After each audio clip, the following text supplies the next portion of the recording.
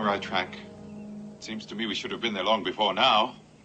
Everybody said just follow the river and we'd run right smack dab into Fort West Point. So as long as we keep sight of the... Bingo. Take a look.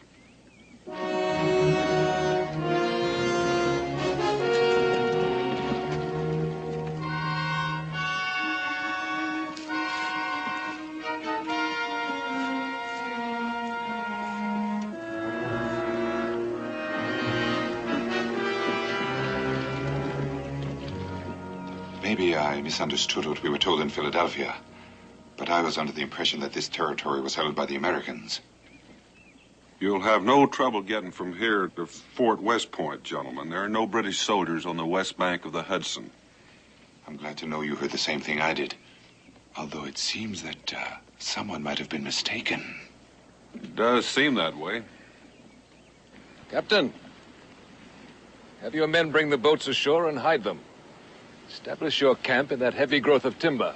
Be on the alert for American patrols. If all goes well, I should be back by dawn. If I am delayed, maintain your position until I return. And if you don't return, sir? Now, what could possibly detain me? Well, may I remind you, Major, if you're captured out of uniform, you'll be hanged outright as a spy. A remote possibility, since I'm traveling on a pass signed by the commandant at West Point.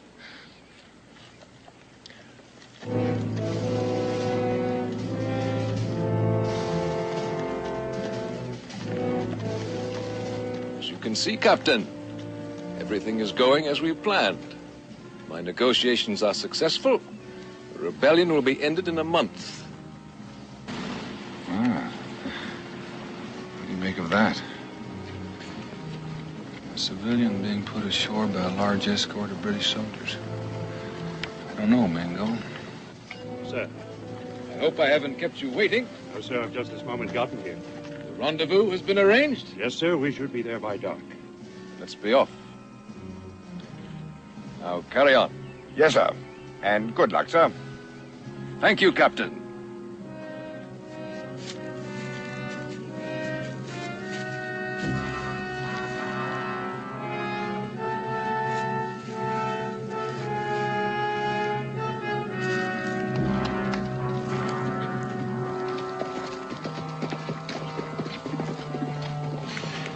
I've got an idea that General Washington will be very interested to know about this.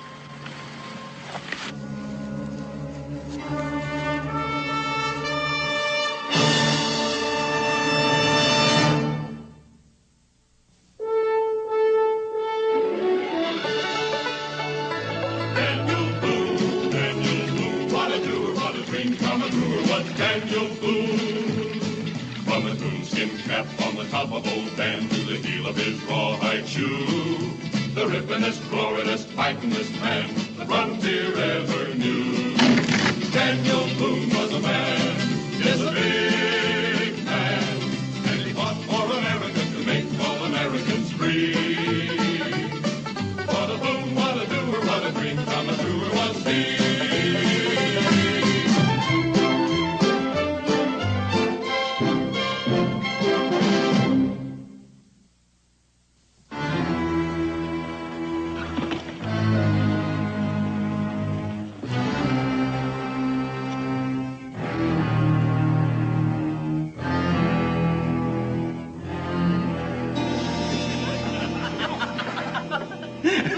Hey, General, attention!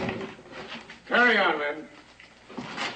General, good evening to you, sir. Good evening, Roby. I see the Rangers are engaged in one of their gentler pastimes. Yes, sir. There's a gentleman waiting for you in the back room, sir. Mr. Anderson. An old friend of mine. Fetch me a pitcher of hot rum, Roby. Yes, sir. And a pot of honey and a dish of butter for a flavoring. Ah, Roby, you know my weakness. Come on, Purvis, you got it now. Beat him down, slave boy.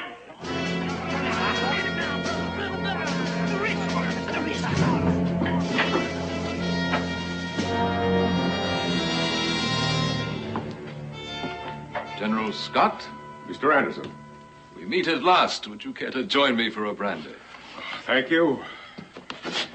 I prefer a more robust drink.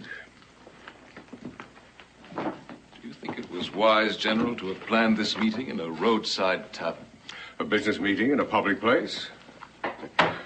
What's there to be suspect in that? Or would you have preferred coming to my headquarters?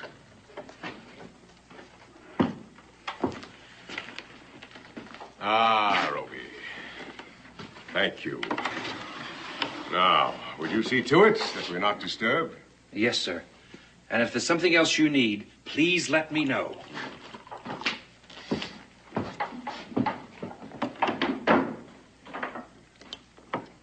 The proprietor? Friend of mine. A Tory sympathizer and a greedy man.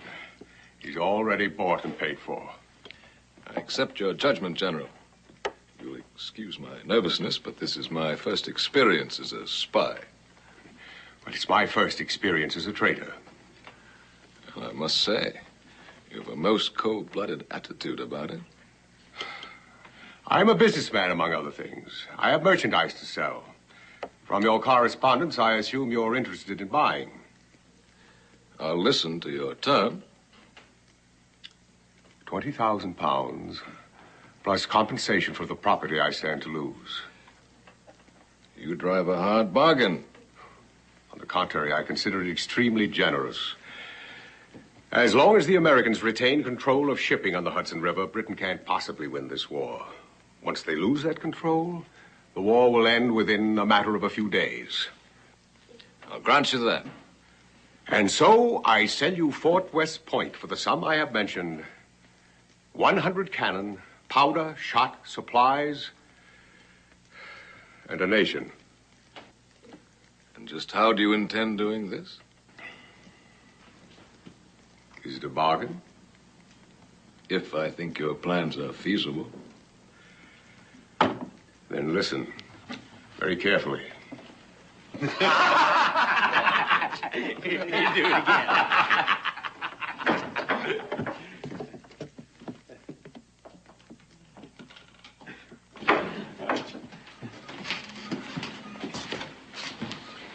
Well, I don't know about you, Mingo, but I'm ready for some good hot food and a little rest. Dad, don't tell me you're growing tired of my cooking. I hate to tell you this, but you're possibly the worst cook in the world outside of myself. Good evening, gentlemen. Come, sit by the fire and warm yourselves. Well, now, would you look what just walked inside the door?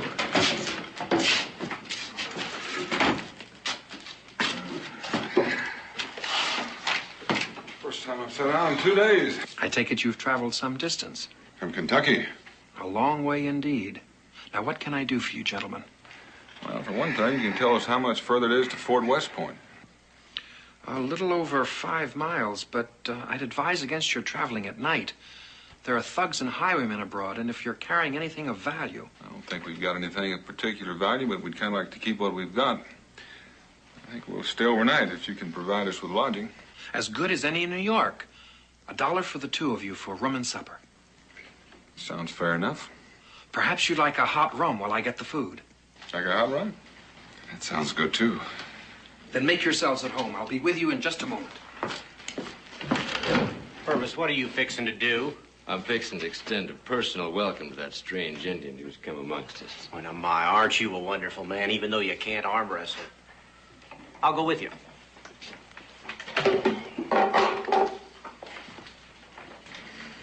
Oh, what can we do for you?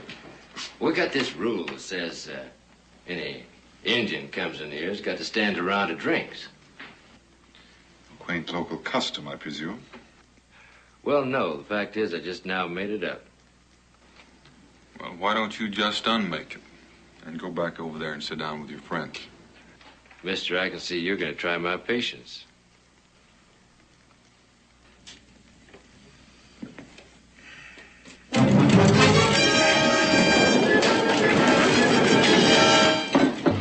General. Sit down, Mr. Anderson. It's just a barroom brawl. There's no cause for alarm. Now you done it. You went and made me mad. I got a feeling those two are downright unfriendly, Purvis.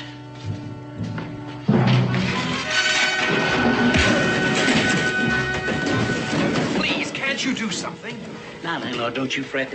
They're just trying to decide who's going to buy the drinks.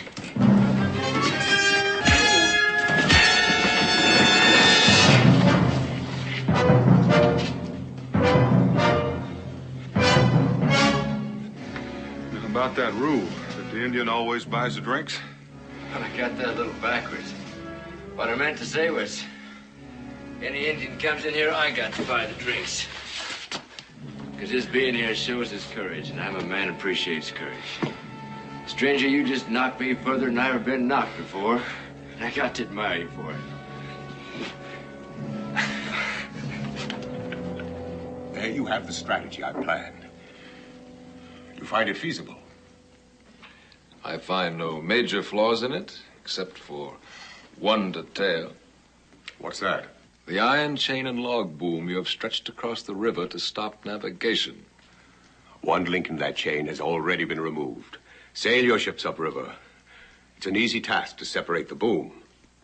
It seems you've thought of everything. I'm a soldier, Major Andre. Mr. Anderson, if you please.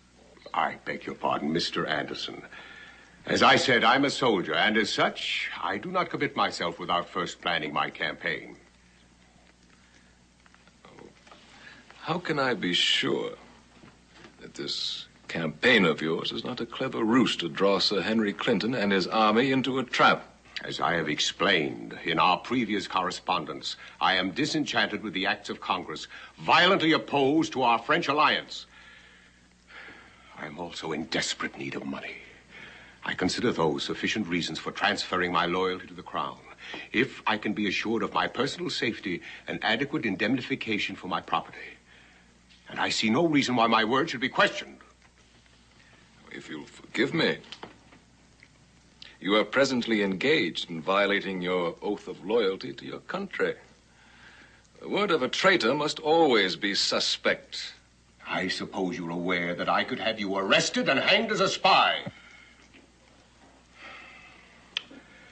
I'll refrain from that, because I gave my word that you could cross our lines and return unmolested.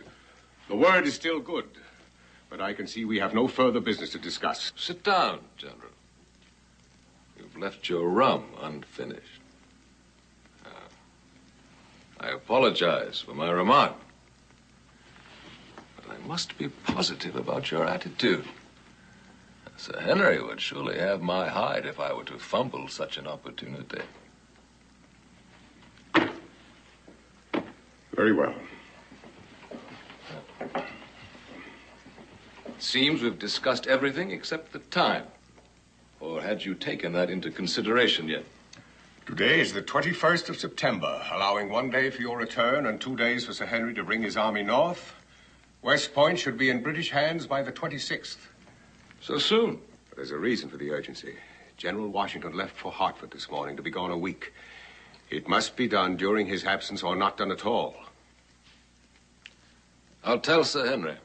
You'll dine with me here tomorrow night. I'll have diagrams of my troop disposition and plans of our fortifications. I had hoped to return tonight. I have yet to draw the diagrams. And under the circumstances, I dislike carrying any papers. I'm afraid there's no other way. If I send them through the post, they might be delayed. Very well. Tomorrow night, then, at the same time. Until tomorrow. Good night, Mr. Anderson. Attention!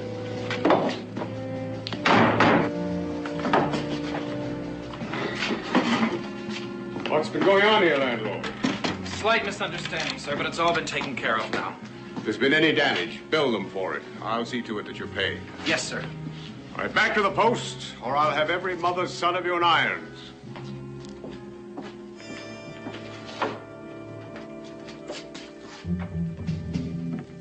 Well, you heard the man. Let's go.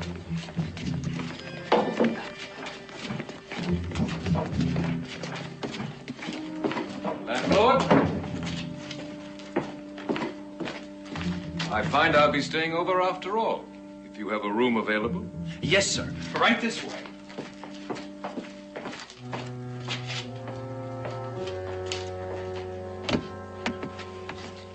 civilian at the river. We didn't get a real close look at him, but that cape and those boots, there's no doubt that he's dressed the same. Coming ashore in a British boat for a private conference with the General of the Continental Army. Can you make anything of that? I could make quite a lot of that without stretching my imagination too far.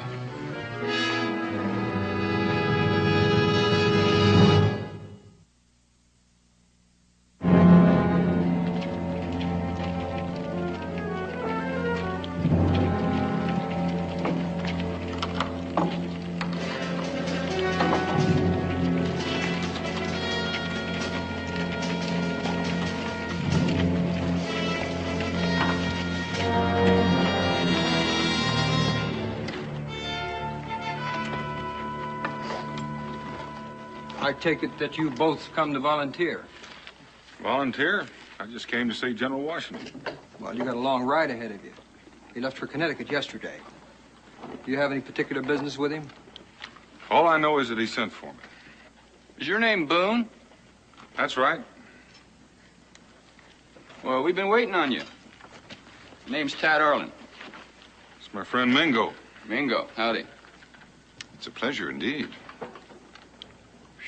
Does he always talk like that? Well, except when he's talking Indian. You said you've been waiting for me, Tad. What for? You mean to tell me you don't know? Nope.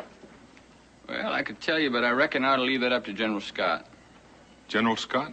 He's a commander of this here post, and he don't like people taking on authority. Where can I find him? Oh, no, you won't find him around here. Accommodations didn't suit his taste, so he set up headquarters in his mansion house about a mile downstream. If you want to wait while I saddle up my horse, I'll take you to him.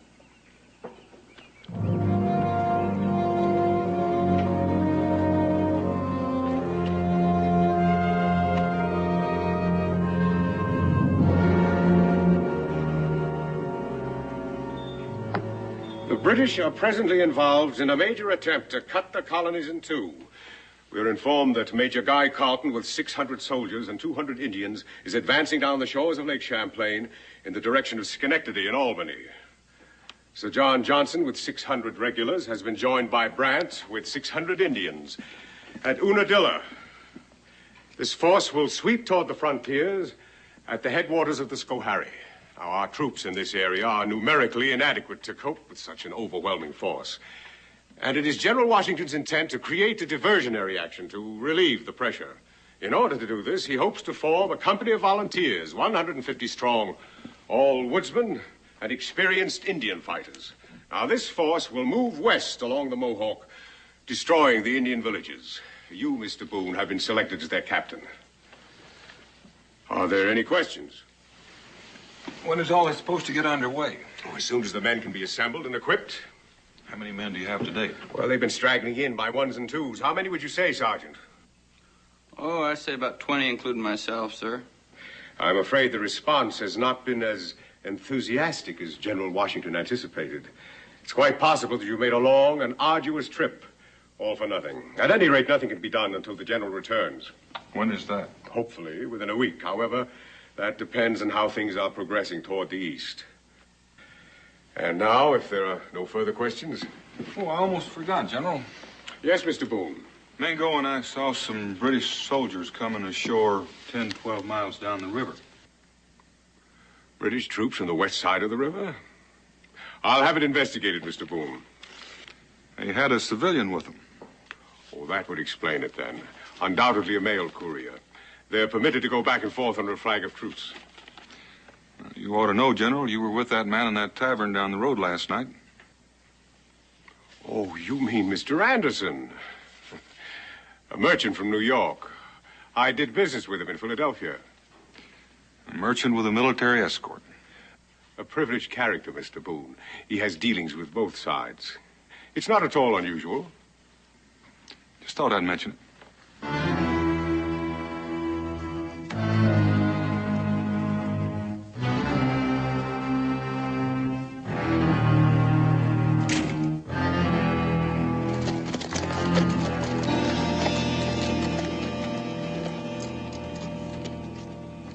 Something wrong, Mingo? I've always thought of you as a sensible man, Daniel. That's very nice of you. But I'm beginning to change my opinion after that parting remark of yours. Was it really wise to blurt out everything you know? I just wanted to see what he would do. I hope you're satisfied. Reasonably so. What I'd really like to know is what kind of merchandise Mr. Anderson deals in. Hey, what are you two talking about? Maybe nothing at all. Since we're in no big hurry to get back to Fort, why don't we stop off that little tavern down the road? I'll buy the drinks. Well, that sounds like a sensible idea. General George Washington in the Continental Congress.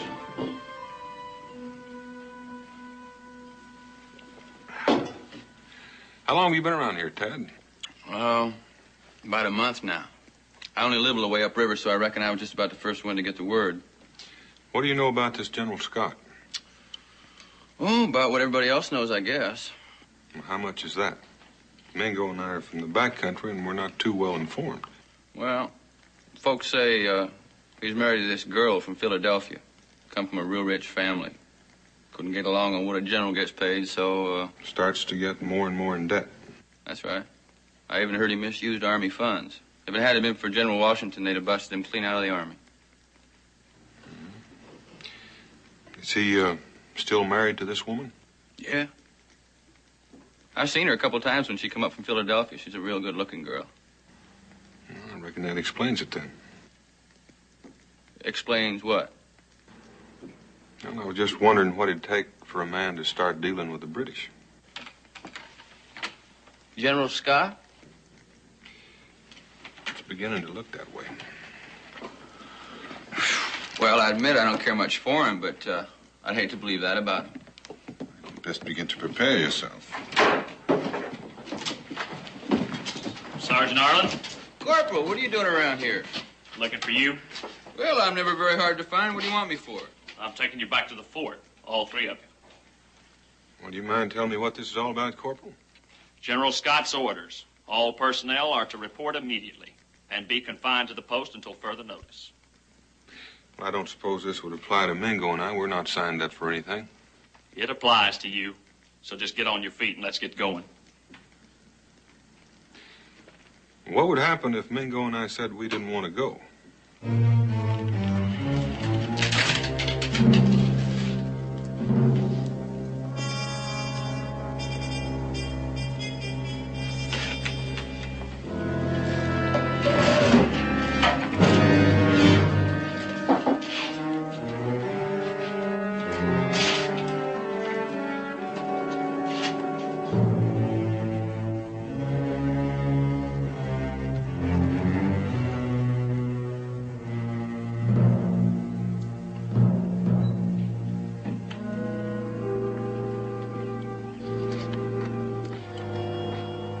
What are you thinking, Daniel? I'm thinking we've got to get out of here. You know why he's keeping us penned up in here, don't you? Maybe he didn't care too much for your topic of conversation back there. At least we found out what we had to know. How are we going to prove it? And not by standing here. What happens if it turns out that we were wrong after all? Well, we'd probably be heading back for Kentucky sooner than we thought, and probably a whole lot faster.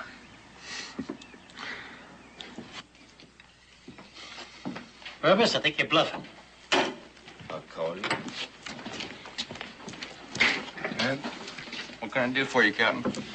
I need 5 or 6 good men to go over the stockade wall tonight. You mean just bust on out of here? A man could get himself killed that way. Not unless he got caught. What 6 would you pick? Well, I'd pick me for one. And the other 5? I don't know. They're all pretty much alike. Say, any of you men want to get court-martialed and then get shot to death? I'd prefer that to fighting Boone again. All right, Purvis. Anybody else? What are you aiming to do, Ted? We aim to get out of here come dark. If that's the case, why don't we all go? We need somebody to stay behind and cover for us. Well, you just keep on talking, Captain. What are you planning on doing once we get outside? Have any of you ever kidnapped a man? What's a kidnap? No. Well, you've got a new experience coming to you.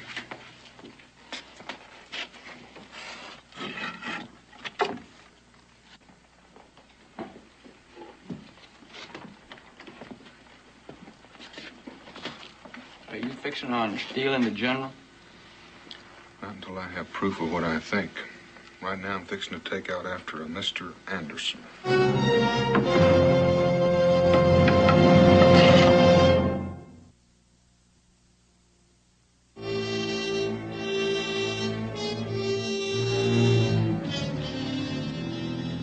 As you can see, I've marked the chart with crosses to indicate the disposition of my troops.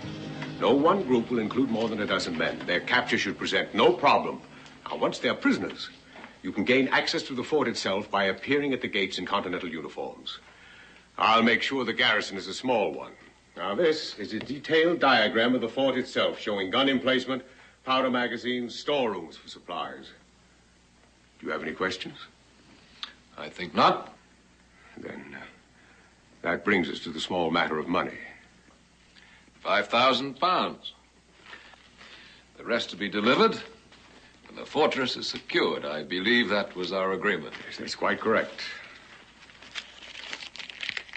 You may count it if you like. Oh, I hardly think that's necessary. After all, our business must be founded on mutual trust.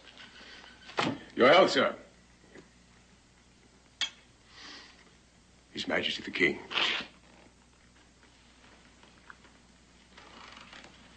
Now, if you'll excuse me, General, I'm anxious to be on my way. Oh, I suggest you hide those in your boot in case some highwayman tries to take your purse. They're quite damning evidence. For both of us. The handwriting happens to be yours. A gesture of good faith on my part.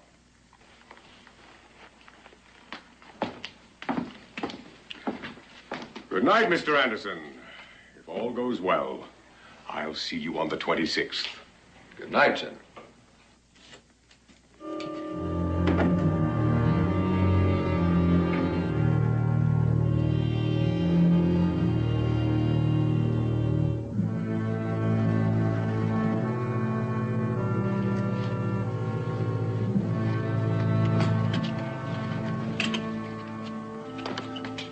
I almost forgot. You fellas go ahead.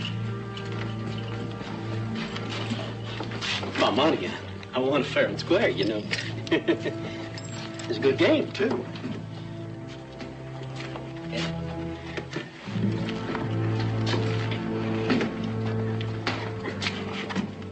You know what you're supposed to do. Captain, don't you worry about a thing. We'll put on a good show.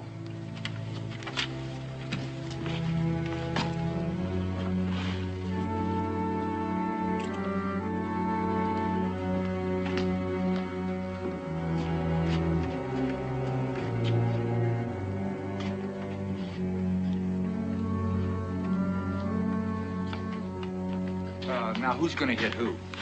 Just get lined up with that door. I'm going to give you the first lick, because I figure I can whip you anyhow.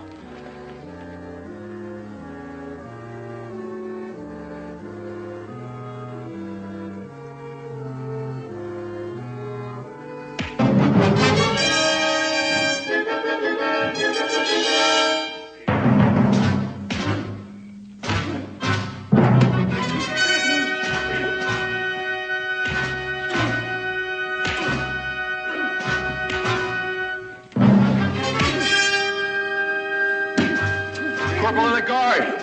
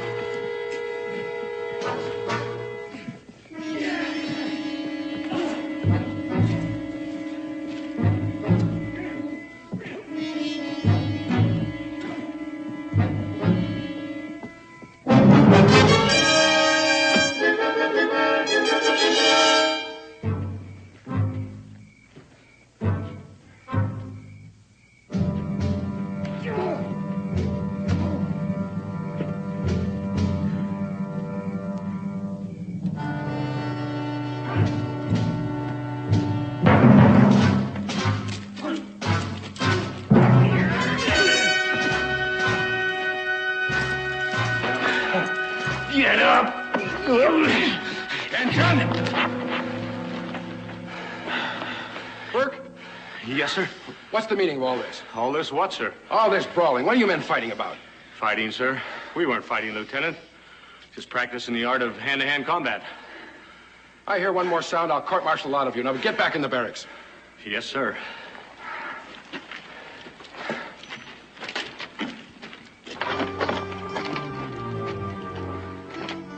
Are we all here? All present and accounted for. Sounds like the war inside's over. We better hightail it to those trees before the sentries take their post. Captain, just one thing bothers me. What's that? How do we get back in? Well, if I'm right, we'll walk in through that gate. But if I'm wrong, you better head for the hills because that's where I'm headed.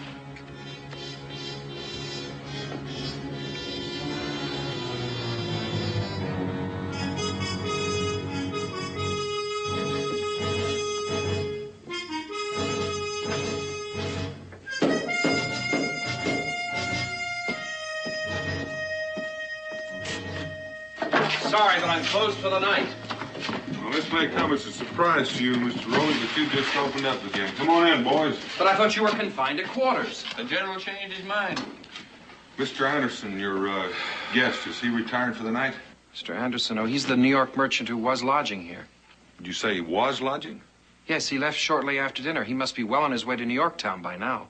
Well, Captain, you tried, but I reckon we're a little late. There's a chance those British boats won't leave until morning. British boats? On the west shore of the Hudson? Well, the general should be informed of this. The general already knows, Mr. Roby.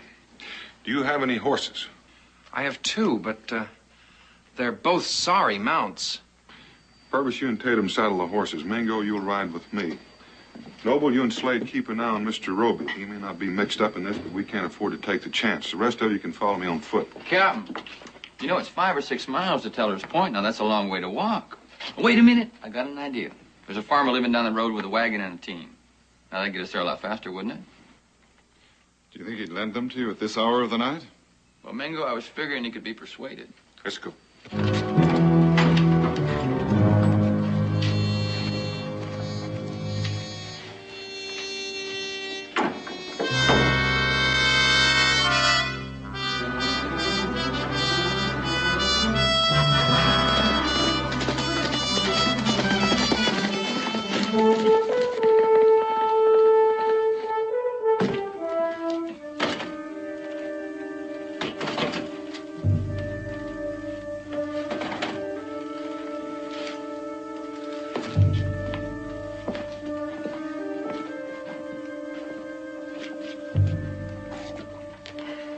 Figuring him getting back.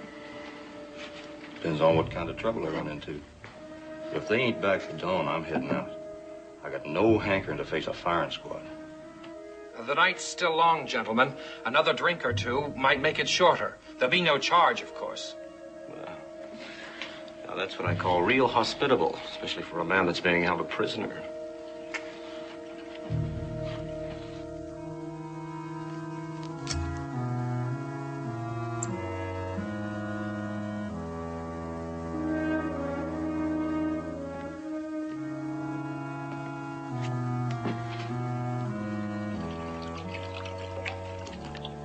Here, I'll take it. Drink up, gentlemen. There's more where that came from.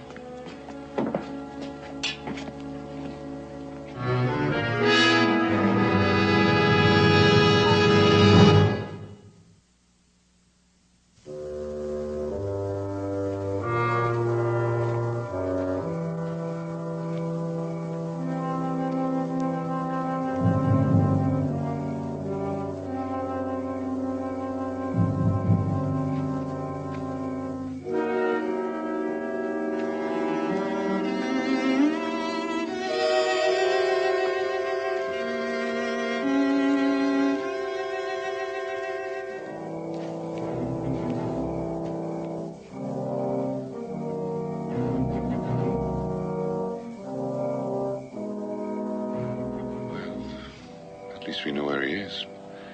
Now all we have to do is figure out a way to abduct him.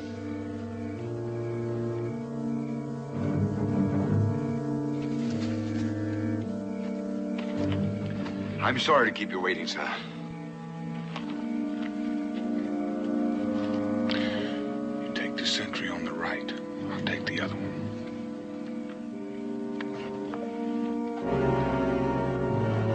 excuse my dress, Major, but it's rather late. I'd given up all hope you'd be here tonight. I stayed off the highway to avoid the possibility of being robbed. Has the boat come up from New York yet? She'll drop anchor sometime after midnight, sir. Shall I turn out the men and strike camp? Let them sleep. Daylight will come soon enough. And I've been assured there will be no American patrols in this sector. Well, then I assume your mission was successful. Beyond my expectations. I have here a transfer of title to Fort West Point to be effective on the 26th. And here are the plans for the disposition of General Scott's forces. Well, may I see those, sir? Oh, I'm afraid not. The information will be confidential until Sir Henry Clinton gives his approval. But, I have no doubt that you will see them soon enough. Yes, sir.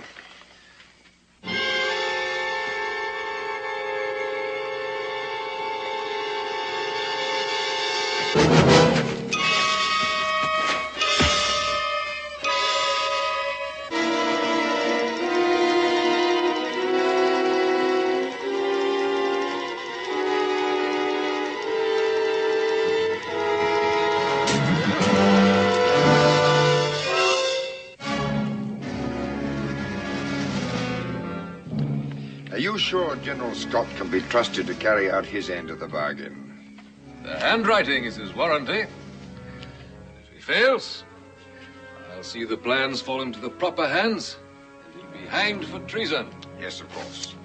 Well, if you'll excuse me, Major, I'll try and get some sleep. A capital idea.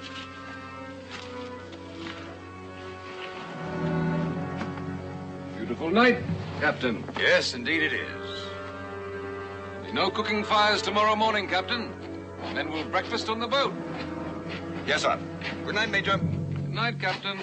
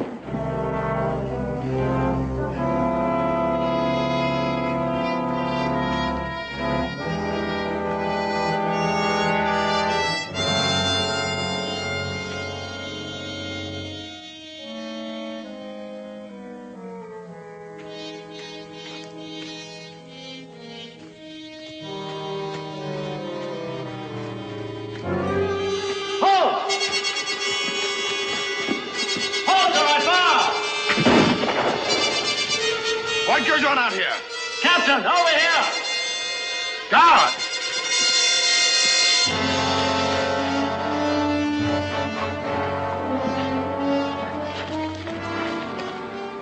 Keep going, Daniel. I'll try to hold them off until you reach the horses. I'd never make it.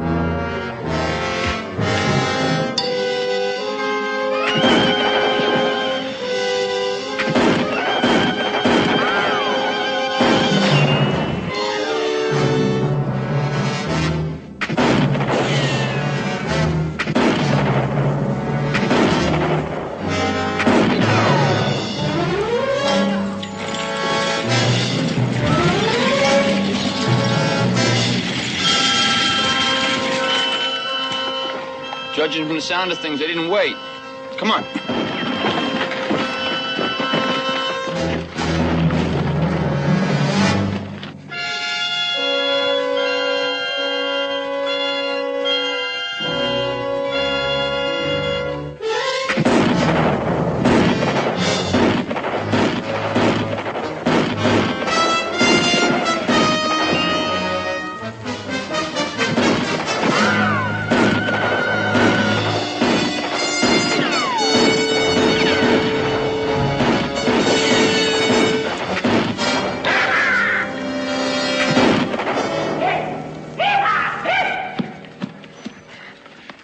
all right? Yeah.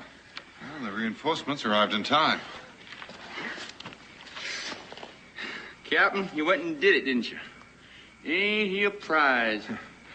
I don't think they'll come at us anymore.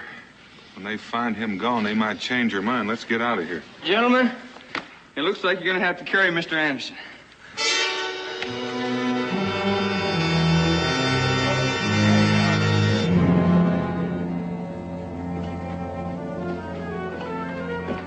Let me in. Let me in. I have no time to be announced. General, I tried to keep him out. It's all right, Oliver. Let him in.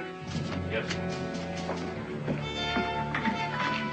No, Roby, will you please explain this unwarranted intrusion? You were told never to come here. Your pardon, sir, but this couldn't wait. They know. Who knows what? The Rangers, sir. They found out about you. They've gone after Mr. Anderson. Oh, confounded man, that's impossible. I made sure they were all restricted to the post. Then some of them escaped. They came to the tavern just as I was closing and held me prisoner. I just now broke free of them. I'll wager Boone was with them. A big man with an Indian friend. That's the one. I should have had him put in irons. There's an irony, Roby. All my months of careful planning thwarted by an unschooled farmer in a coonskin cap. There's little chance they could capture Andre. He has a sizable escort of British troops. And without him, there's no proof. And I can have those Rangers up before a firing squad tomorrow. On the other hand, it's best to be prepared. It's possible they'll try to contact Washington. Oliver! Yes, General? See that a boat's put in the water and pack what personal belongings it can carry. There'll be a British frigate dropping anchor off Point Teller sometime after midnight. We'll board under a white flag. Good night, sir. Within the hour. And Oliver, dismiss the guards. Yes, sir.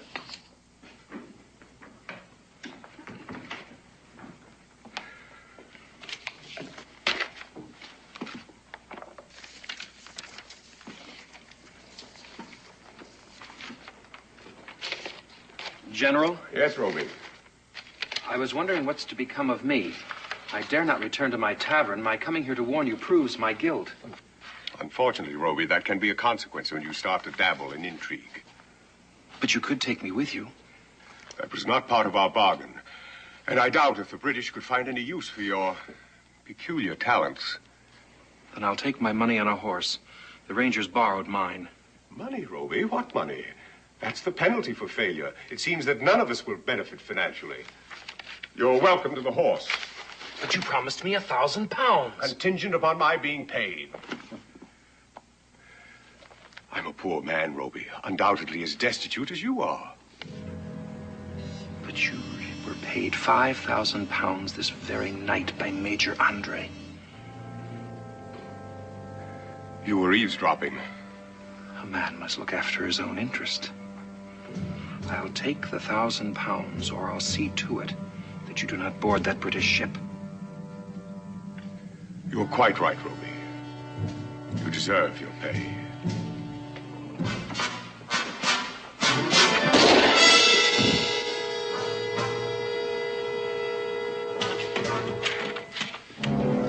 Dead? Dead drunk. Or more probably drugged. Seems we underestimated Mr. Roby. This is an outrage, sir. I am a civilian, traveling with written permission from General Scott. I demand that he be notified of this. You can depend on that. You stay here, Mingo. I'm going to go after the general. We'll lose him now.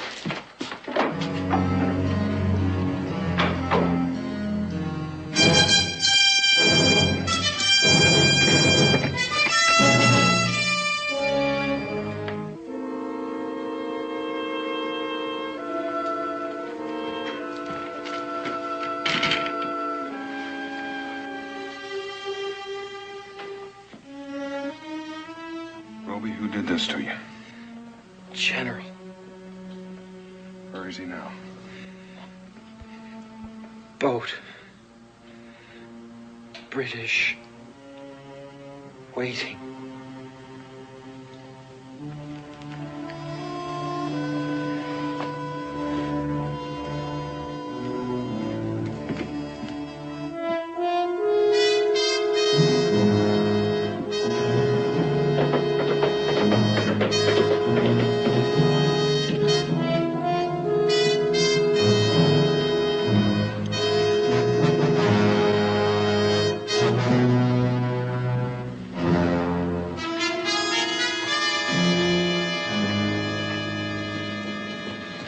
blast off, Oliver.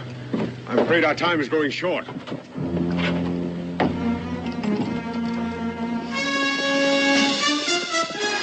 Oliver, look.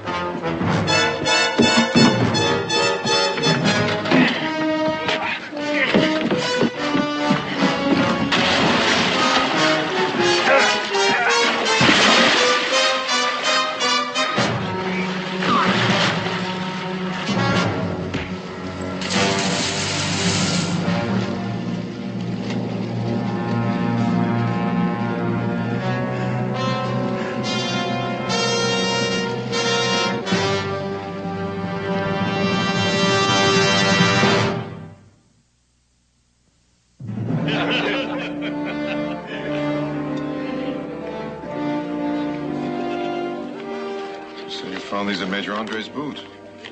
Documents on the nation. The handwriting matches that on Major Andre's pass. Signed by the general. As if we needed any further proof. Daniel, this has been a most important evening. I reckon so. But somehow I don't find much satisfaction in it. I think I understand. Treason has a bitter taste about it. It's a pity Roby's no longer alive.